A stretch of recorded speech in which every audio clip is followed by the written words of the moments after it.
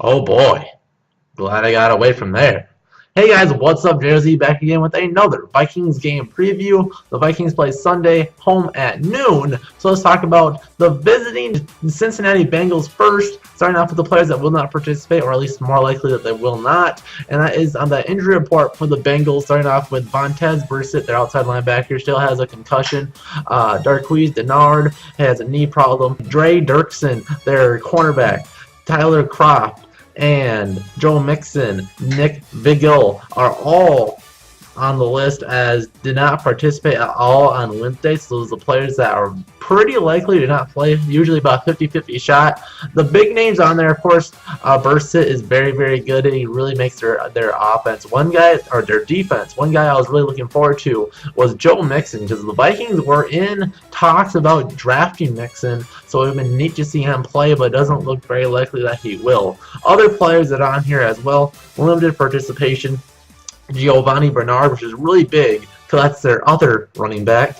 Carlos Dunlap, Cedric Ogbuehi, Pat Sims, and Sean Williams. Those are players that are listed here but probably will play. So those are looking pretty good. Let's shift over to the Vikings and look at this. This is another pretty big list. So all the players that did not participate, and it's pretty nerve-wracking if these all do not play, but I would expect about half of them to play. So we're starting off Riley Reef, Emmanuel Lemur, Kyle Rudolph, Mackenzie Alexander, Xavier Rhodes, and Blake Bell all did not participate as of Wednesday's practice. Now the big names, of course, Riley Reef, Kyle Rudolph, Mackenzie Alexander, Xavier Rhodes are all starters. Emmanuel Lemur is more of a special teams guy. You can make a case Mackenzie is only in the nickel package if that's the normal package that's out on NFL offenses, and Blake Bell's the third tight end. So it's half of those are pretty big names, right? Riley Reef's maybe the biggest key of the Vikings offensive turnaround. Kyle Rudolph's the best red zone threat the Vikings have.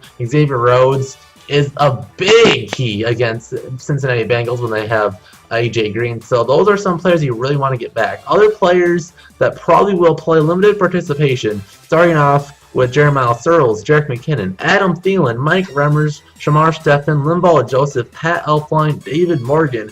Again, not only starters, a few Viking Pro Bowlers on this list as well. Adam Thielen and Linval Joseph, both very big key pieces. Another interesting key, all three of the Vikings tight ends are on the injury report, two of which did not participate at all. So it's going to be interesting. If David Morgan's the only healthy one, is because he's the only one that had limited participation. It's funny because he's the one that did not play in the game last week.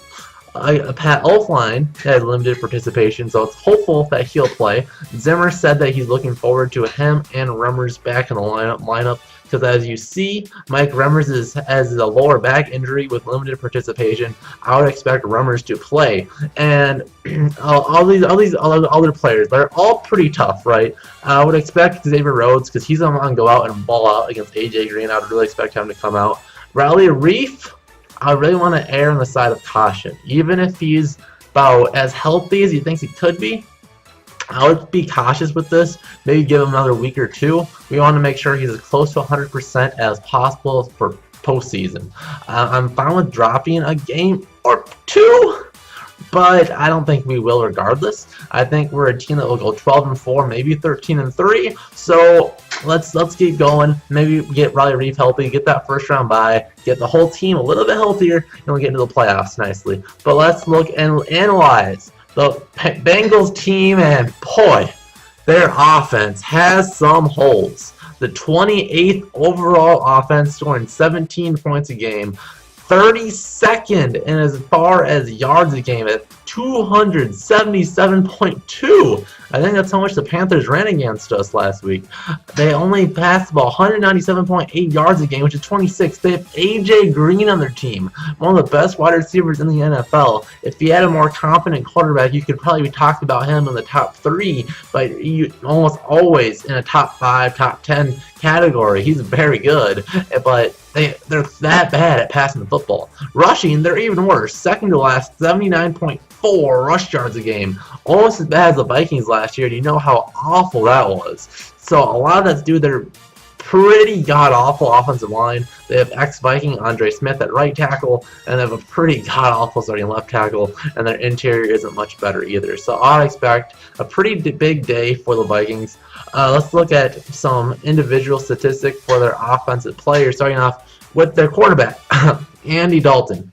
He has completed 388, or he has attempted 388 passes for 238 attempts, 2,747 yards, 60.7 throwing percentage, 7.1 average, 21 touchdowns, 9 interceptions, and he's been sacked 32 times on a year for a rating of 90.4. So honestly, not too bad. You'd like to see a little bit higher completion percentage, but that's right around average, and that's pretty much all of his stats, and that's pretty much Andy Dalton's whole career. He's pretty average. So he's not going to beat you. When he doesn't have a ton of talent around him, he's not going to be very good. Their stud tight end is out. He's injured for the year, so that's one weapon he doesn't get. With their offensive line doing very bad, I don't think he'll do very good at all. Running the game, as you saw in their team stats, isn't very good. Joe Mixon, their leading rusher, with 157 attempts for 518 yards, a 3.3 average, as long as 25, 4 touchdowns. I'm happy with Dalvin Cook. Giovanni Bernard, 58 attempts for 260 yards, a 4.5 average, which is respectable. Otherwise, not much there. Jeremy Hill, I believe he was an ex-Viking as well. 37 attempts for 116 yards, 3.1 average, but he's hurt for the year. So the running game is pretty much non-existent. Receiving, and this is a one-man show for the most part. A.J. Green steals the show each and every week. 65 receptions for 950 yards. 77 long, 8 touchdowns. Now, I know some of your Vikings are saying, well, Adam Thielen's just better. Yeah, true. You make that case, but he has Andy Dalton throwing to him. I know Keenum has Keenum throwing to him, but still, I really like the fact that A.J. Green's still always dominating. Almost a third of more catches than the next guy. Brandon LaFell's a solid number 2, but he could be a little bit better. 44 receptions for 452 yards and 3 touchdowns on the year.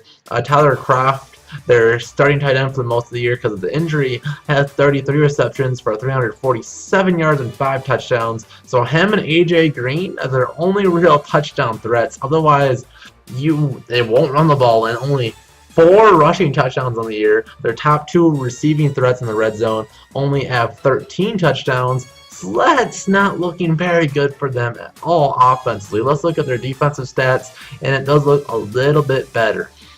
The 13th overall defense with 20 points a game, giving up 345 yards a game, which is 19th. 213 pass yards a game was 8th. But they very much struggle at rush protection. 132.1 rush yards a game against them is dead last in the league at 32nd. So let's look at some of the players we need to be looking out for. And their number 1 tackler is DeKeith Denard at 71 combined tackles and 2 sacks. Some of their best sack guys, Carlos Dunlap, Michael Johnson. Michael Johnson, the guy the Vikings were looking at. Zimmer was, of course, the Bengals head coach. They were thinking maybe he could come here. The rookie, Carl Larson, at 7.5 sacks. He's very good on third downs. Kind of like what we used to do with Daniil Hunter. So he's a very solid rookie. Otherwise, as far as interceptions, they have 1 across the board, but no one's really crazy.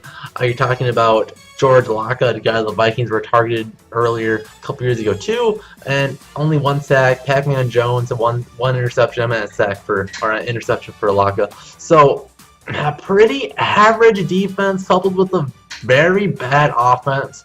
The Vikings shouldn't have much trouble, especially at home. This could end up being a very dominant game. The Bengals are 5-8, but they can get trashed. They got beat last week versus the Bears, and they ran all over them.